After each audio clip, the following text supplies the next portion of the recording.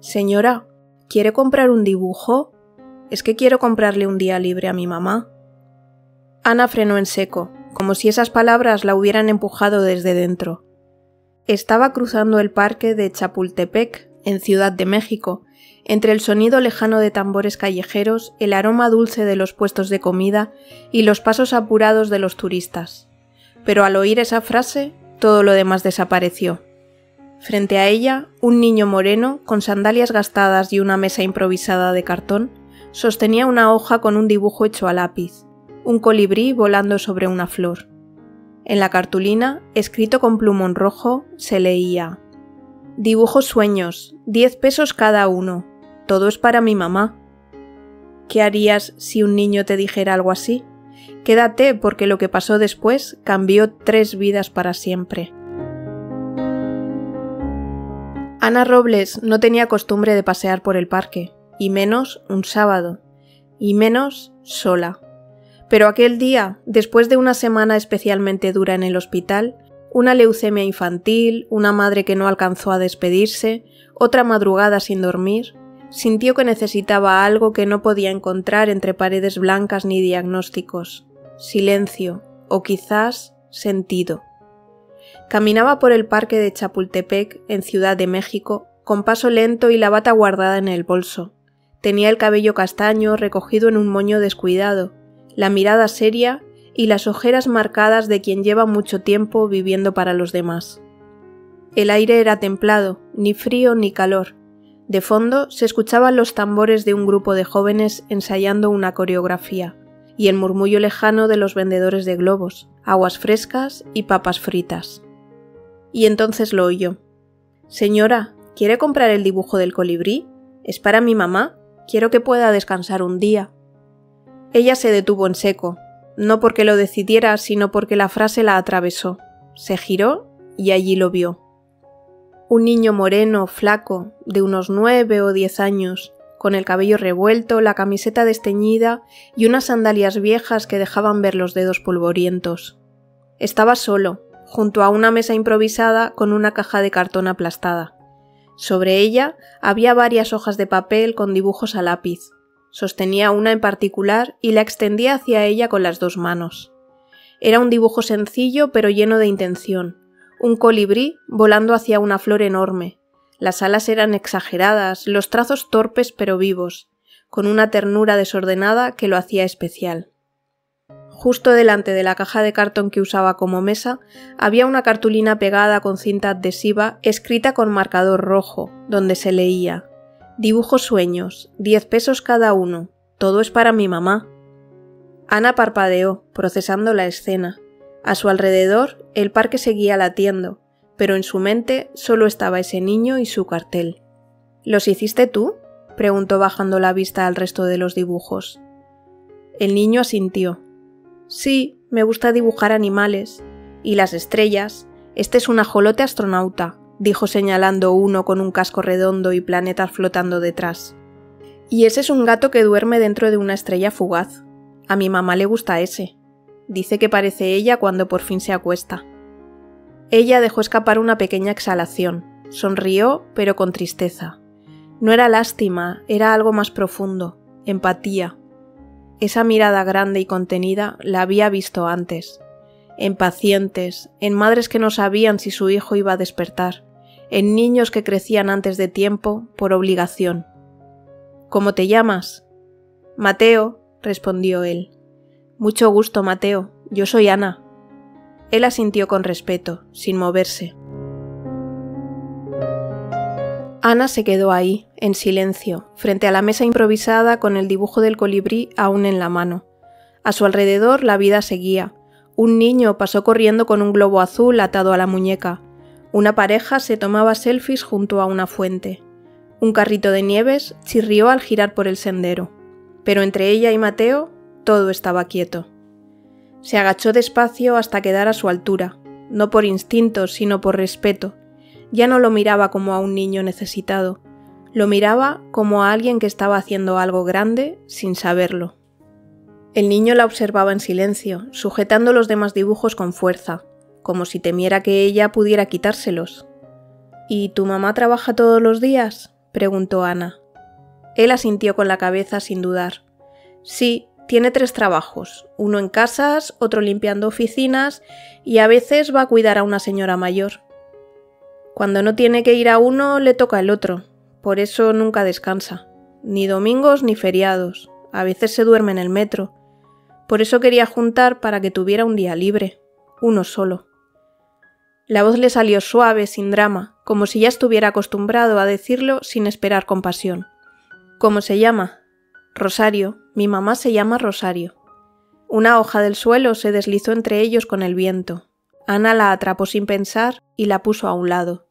¿Crees que me dejaría conocerla? Mateo lo pensó. Frunció el ceño como si estuviera evaluando una petición delicada. ¿Por qué? Ella dudó un segundo. Luego respondió con sencillez. Porque justo hoy en el hospital donde trabajo me avisaron que hay una vacante para limpieza. Turno fijo, con seguro, con días libres, con compañeros que respetan, y sería suficiente para vivir. No es caridad, es un trabajo digno. Mateo no contestó enseguida. Bajó la vista, rascó un borde del cartón con la uña, luego levantó los ojos y dijo con voz más firme. Entonces tal vez sí, porque mi mamá no acepta regalos. Siempre dice, lo bueno se trabaja. Puede venir mañana, después de las 6. A esa hora ya regresamos a casa. Dile que me llame si quiere. Aquí está mi tarjeta, dijo entregándosela. Trabajo en el hospital, soy pediatra. O que me espere aquí, yo paso mañana. Mateo tomó la tarjeta con cuidado. La guardó entre 2 hojas de sus dibujos, como si fuera algo frágil. Ella ya se iba a poner de pie cuando volvió a mirarlo. ¿Y tú? Prométeme que vas a seguir dibujando. Mateo alzó la mano derecha, serio. Hizo un gesto casi solemne, como si jurara ante un juez invisible. Lo prometo. ¿Pero usted cree que alguien como yo puede ser dibujante? Ella se inclinó un poco más y le susurró como quien comparte un secreto que alguna vez también necesitó escuchar. Yo creo que alguien como tú puede cambiar el mundo. Hubo un breve silencio. Entonces, ella rebuscó en su bolso y sacó un billete de 500 pesos. Me voy a llevar este, dijo mostrando el dibujo del colibrí que llevaba en la mano. Y también el gato que duerme. Y el ajolote. Hizo una pausa, miró los dibujos restantes y luego lo miró a él. ¿Sabes qué? Mejor todos. Mateo abrió los ojos con sorpresa. ¿Todos? Pero son muchos. Es que quiero verlos con calma, dijo ella encogiéndose de hombros. Me gustaría saber qué más sueñas. Por primera vez, Mateo sonrió de verdad. Una sonrisa leve, tímida, pero luminosa. Bajó la cabeza con un gesto que parecía proteger algo delicado. Gracias, señora Ana. Usted parece un hada, pero sin alas. Ella se rió. No mucho, lo justo, pero fue real. En el hospital había días en los que ni el mejor esfuerzo servía para salvar a un niño. Con Mateo era distinto. No necesitaba medicinas ni diagnósticos imposibles, solo alguien que creyera en él. Y esa, por fin, era una batalla que sí podía ganar. Ana volvió al parque al día siguiente, como había prometido. La tarde era distinta, más tibia, con nubes altas filtrando la luz. Los mismos árboles, el mismo sendero, los mismos vendedores con sus gritos de siempre. Pero ella caminaba con otra mirada, porque esta vez estaba buscando algo que ya sabía que existía. Mateo estaba en el mismo sitio, la caja de cartón seguía ahí, pero los dibujos eran nuevos. Había pasado toda la tarde y parte de la noche dibujando más. La señora Ana le había comprado todos el día anterior, y eso lo había hecho sentirse capaz de algo grande. Hoy llevaba una camisa limpia, aunque arrugada, y el cabello algo más peinado. Se notaba que se había preparado para algo importante. «Hola, señora Ana», saludó él, serio pero con los ojos brillantes. «Hola, Mateo». No alcanzaron a decir mucho más. Una figura se acercaba por el camino de grava. Una mujer delgada, de rostro gastado, con un bolso pequeño colgando del hombro y pasos lentos, casi arrastrados. Llevaba una camiseta blanca debajo de una chaqueta de trabajo azul celeste, y el uniforme aún olía a cloro, a jabón, a cansancio. Rosario. Ese domingo, Rosario había salido más temprano de uno de sus trabajos. No siempre era posible, pero cuando le tocaban los 3 turnos pasaba por el parque a buscar a Mateo, y ese día él le había pedido que fuera, que no faltara. Se detuvo a unos metros, desconfiada. Miró a Ana de arriba a abajo, luego a su hijo. ¿Es usted la doctora?, preguntó sin rodeos, cruzando los brazos. Ana dio un paso al frente. No se impuso, no sonrió con condescendencia, solo habló con firmeza, pero desde el respeto. Sí, y no vengo a regalarle nada, vengo a ofrecerle un trabajo, uno digno. Rosario no reaccionó de inmediato, solo apretó los labios. Sus ojos se movieron entre Ana y Mateo como si midiera el riesgo de seguir escuchando. ¿Por qué, si no me conoce de nada ni sabe cómo trabajo?, preguntó finalmente sin levantar la voz. Ana respiró hondo, bajó un poco el tono, no improvisaba, hablaba desde un sitio donde no quedaban discursos vacíos. Me conmovió ver a un niño que, en lugar de pedir, ofrecía. Y ofrecía por usted. Sé que usted se rompe el cuerpo cada día para sacarlo adelante, y aún así la quiere libre, descansada, feliz. Eso no lo inventa un niño, eso lo aprende en casa. Y cuando su hijo admira tanto a su madre, es porque ella ha hecho algo inmenso, incluso en medio de la pobreza. Por eso estoy aquí, porque creo que alguien capaz de criar así también puede trabajar con integridad, con fuerza, con el alma. Rosario tragó saliva. No dijo nada, pero bajó un poco la mirada. Sus manos quietas hasta ese momento empezaron a apretarse una contra la otra, con los dedos marcados de grietas blancas por el detergente. Mateo no se movía, solo miraba a su madre como si su vida entera dependiera de ese instante. «Es en el hospital donde trabajo», continuó Ana, suave. «Hay una vacante en el área de limpieza. No depende de mí, pero conozco a quien toma la decisión.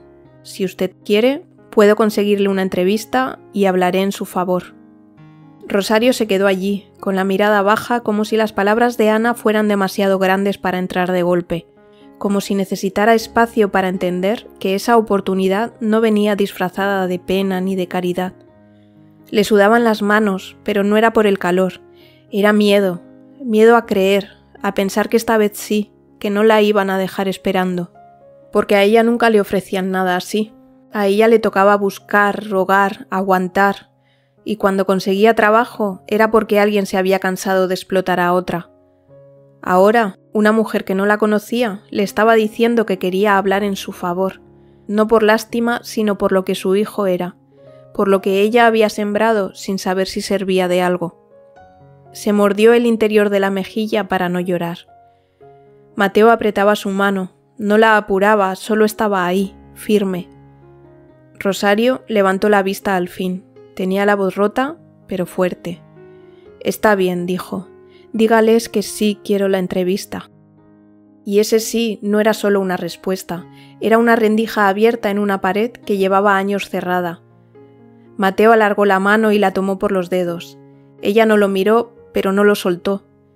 Ana no dijo nada más, solo los miró, la mano de Rosario todavía sosteniendo la de Mateo, los ojos del niño fijos en ella.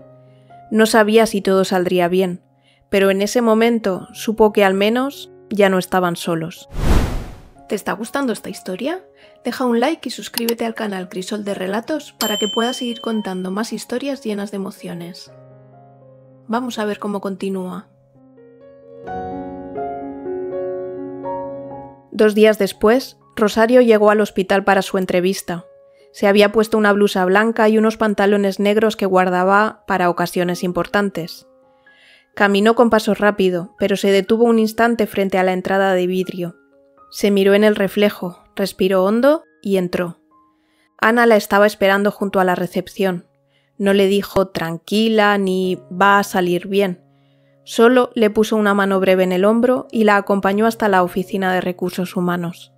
La entrevista fue corta pero intensa. Rosario hablaba con las manos entrelazadas sobre las rodillas, contestando con frases claras. Dónde había trabajado, qué sabía hacer, cuánto tiempo llevaba en limpieza. Cuando le preguntaron si podía trabajar en turnos rotativos, dijo que sí sin pestañear. Lo que no dijo, porque no hacía falta, era que en toda su vida nunca había llegado tarde a un solo empleo.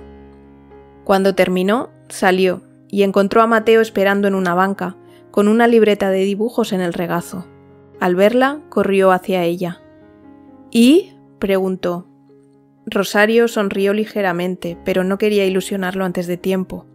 Ya veremos. 3 días después, la llamada llegó. Rosario tenía el puesto. Su primer día fue distinto a todo lo que había vivido antes. Entró con el uniforme azul que le habían entregado la tarde anterior.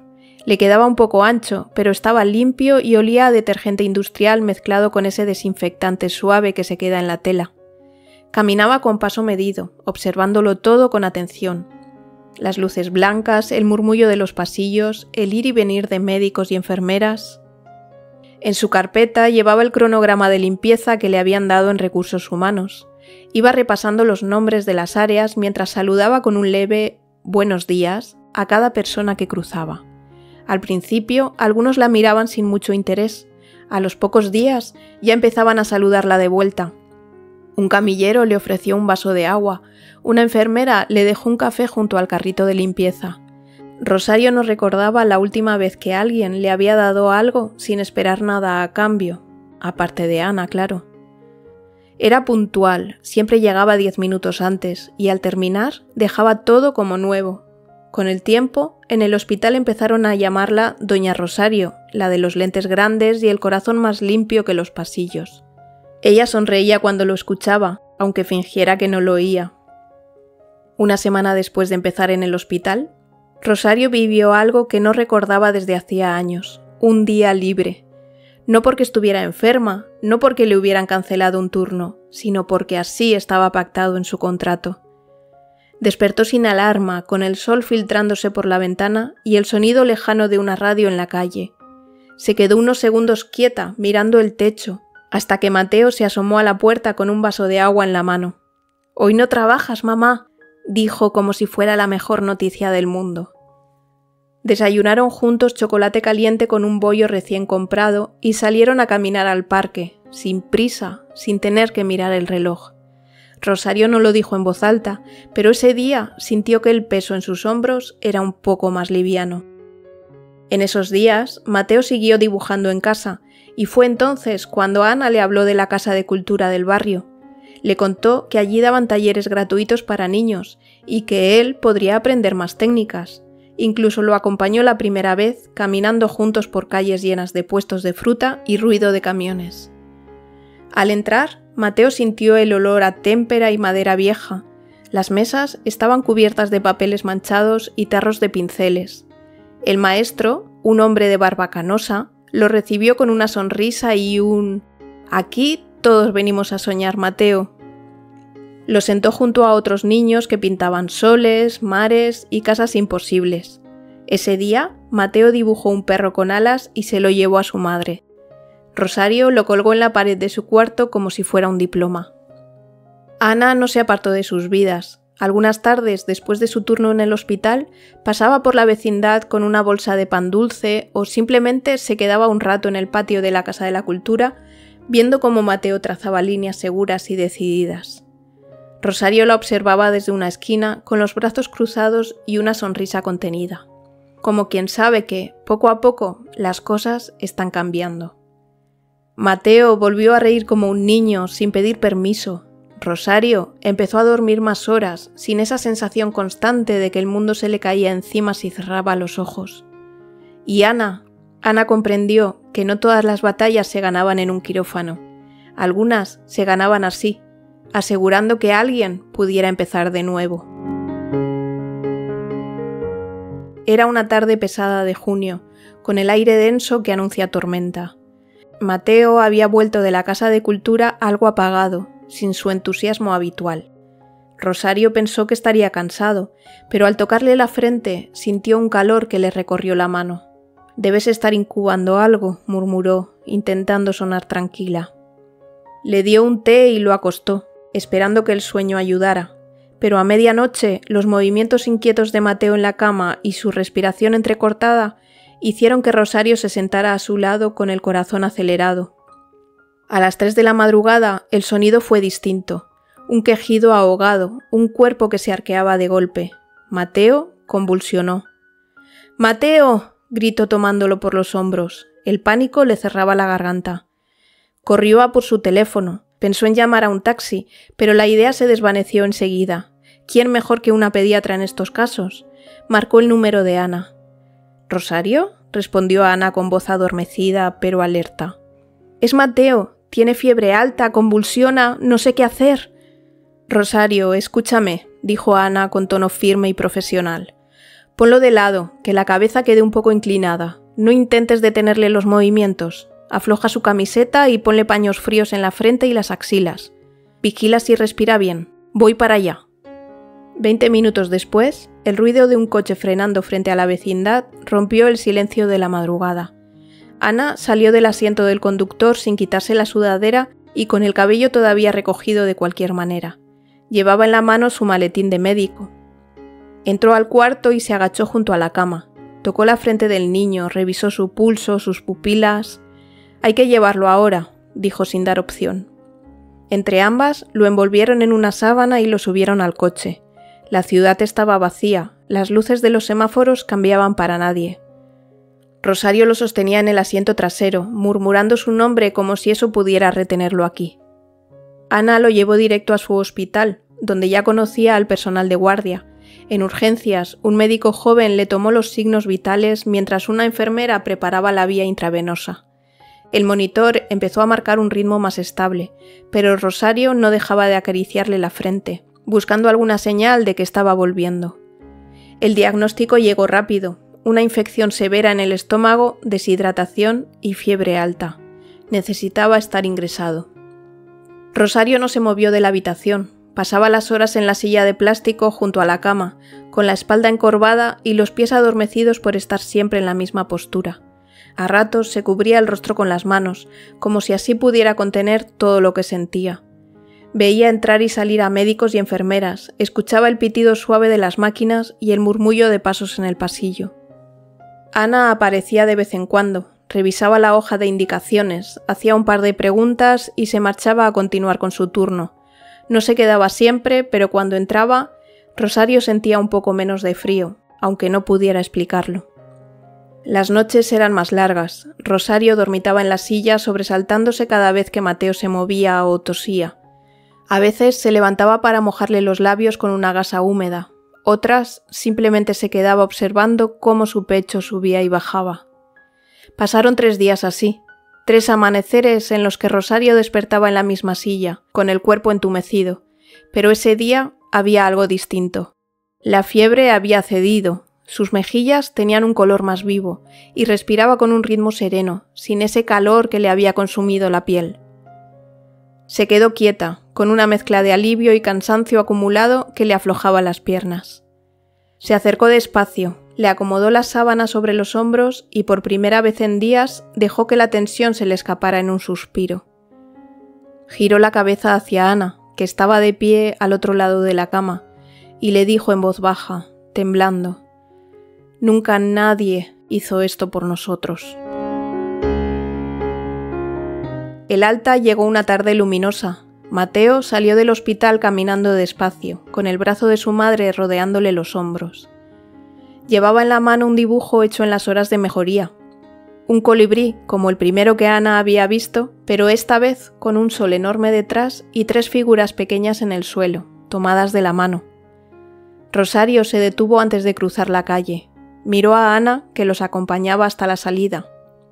No había prisas ni ruido entre ellas, solo un momento de calma que parecía hecho para durar. «No sé cómo agradecerte», dijo Rosario con voz baja, pero firme. «Y no hablo solo por lo del trabajo, o por hoy. Hablo porque no nos dejaste solos, porque nadie hace eso». Ana sostuvo su mirada. «No tienes que agradecerme, Rosario. Cualquiera en mi lugar habría hecho lo mismo, solo que me alegra que me tocara a mí». Mateo, que hasta entonces había caminado mirando al suelo, levantó el dibujo y se lo entregó a Ana. «Es para usted, somos nosotros, y el colibrí es para que siempre nos encuentre». Ana lo tomó con cuidado, como si temiera que se deshiciera entre sus dedos, no por el papel, sino por todo lo que contenía. Caminaron juntos hasta la esquina. El tráfico rugía, los vendedores gritaban, el mundo seguía igual, pero para ellos algo había cambiado. No eran familia en el sentido estricto, pero ya se pertenecían de alguna forma. Ana sonrió mientras veía a Rosario y Mateo alejarse, sabiendo que, sin proponérselo, aquel niño y su madre le habían devuelto algo que creía perdido, la certeza de que ayudar también podía salvarla a ella. 8 meses después era domingo otra vez, pero esta vez Rosario no estaba corriendo de un trabajo a otro ni revisando el reloj con ansiedad. Iba del brazo de Ana caminando por las calles siguiendo a Mateo, que saltaba de puesto en puesto con la misma energía de siempre. Ese día en la Casa de Cultura se inauguraba una exposición infantil. Mateo había sido invitado a participar con una serie de dibujos nuevos. Un ajolote astronauta redibujado con más detalle y colores vivos, un perro con alas que sobrevolaba un campo de girasoles y una colección de planetas habitados por animales inventados. Rosario se detuvo frente a un perro alado que parecía sonreír. «Este es mi favorito», dijo. «Es el primero que terminé para la exposición», respondió Mateo orgulloso. «Lo hice pensando en que ahora tenemos más tiempo juntos». Pasaron la mañana recorriendo la sala. Rosario llevaba una blusa nueva y el cabello suelto.